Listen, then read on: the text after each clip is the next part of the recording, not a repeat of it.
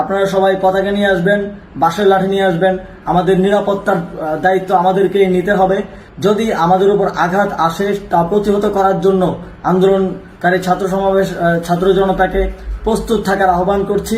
সংগ্রামী বন্ধুগণ, আপনারা জানেন ১ দফা দাবিতে আমরা অসহযোগ আন্দোলনের ডাক দিয়েছি।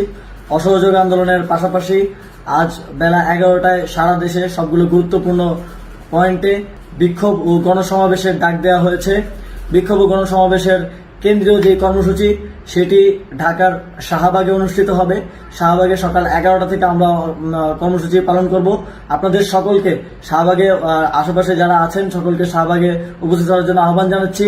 এছাড়াও ঢাকার সকল প্রবেশ পথে সংগ্রামী ছাত্র জনতাকে অবস্থান নেওয়ার আহ্বান জানাচ্ছি।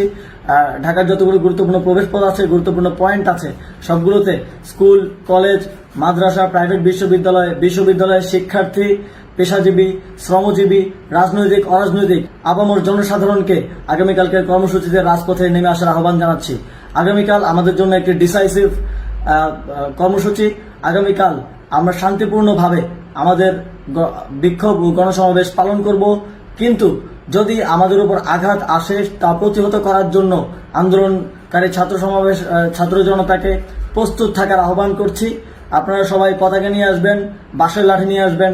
আমাদের নিরাপত্তার দায়িত্ব আমাদেরকেই নিতে হবে। কোনো সন্ত্রাসী সংগঠনের সন্ত্রাসীরা যাতে আমাদের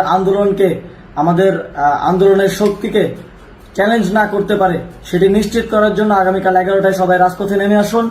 ঢাকার সবগুলো গুরুত্বপূর্ণ পয়েন্ট সহ সারা দেশের সব জায়গায় বিক্ষোভ ও গণসমাবেশ পালন করুন। ধন্যবাদ সকলকে।